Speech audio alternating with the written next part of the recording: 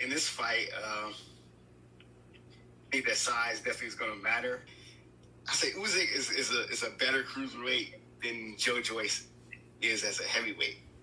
But they're both fighting at heavyweight, and at heavyweight, I think Joyce is much better from the heavyweight Usyk that he's been showing us. And I actually think Joyce is going to show he may even show his power. Does he stop him? I'm not sure. But I do think eventually that size is going to catch up to Usyk, and Usyk might have to, fall into trying to fight a defensive fight. And I think Joyce beats him by decision. Oh, that's interesting. Okay, so Joyce, he's 12-0 with 11 KOs. The last fight, he was like 258 when he fought. 6'6" with a 80-inch reach. So, he's going to have a huge size advantage. But he's also 35 years old. He's a year older than Oleksandr Usyk, who's 34 years old. Usyk is a little shorter, 6'3", 78-inch reach, and he's 18-0 with 11 KOs. And last time he fought, he was 217 pounds. That was the biggest weight of his career. Joyce in his short career has beaten Daniel Triple D Dubois, Brian Jennings, and then he also has a victory over Romain Stavern. And then above cruiserweight, Oleksandr Usyk had victories over Chaz Witherspoon, Bellew, and then he also beat Chisora. This is tough now. This is tough. Because Joyce, for me, at his best, he's like a poor man's George Foreman. Not young George Foreman, old George Foreman. Because he's similar, like they have similar style as far as like heavy hands and how calm they are in the ring. And they both are slow as HE double hockey stick. You know what I'm saying? It's slow.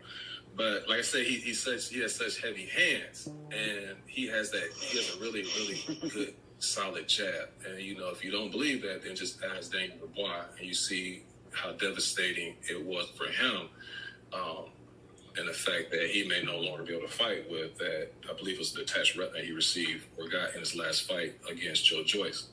Now, Usyk, his best attribute, I mentioned this before, is his movement, his ability to outwork his opponent, and like I say, his energy level throughout the course of a fight. And I consider like vibrance that he has, and that is good against some of these slow, methodical heavyweights.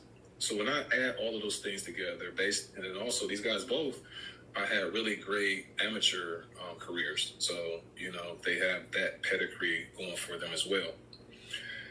Likely scenario, I think that Joyce, he has heavy hands, and he could land something that may hurt or even drop Usyk.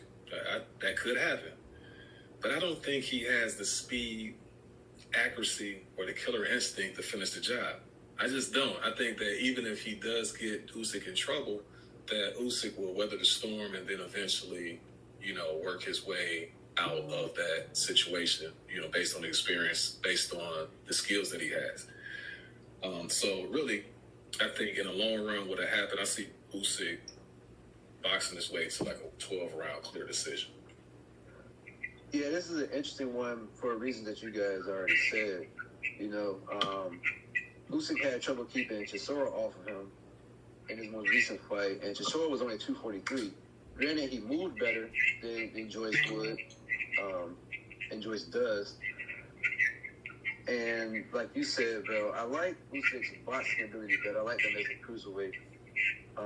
But I also think he's capped on how big he can get and what he can handle at heavyweight in terms of the size of his opponents.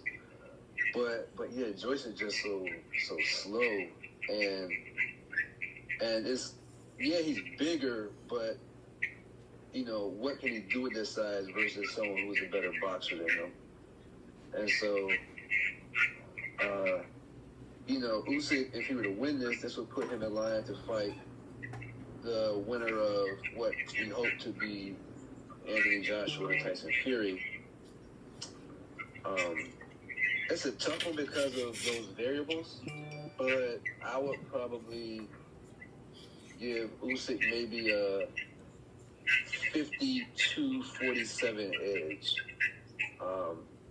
There's just a lot of size overcome, but he's such a good boxer. So I would like to think that being a better boxer, he could figure it out. Moving forward with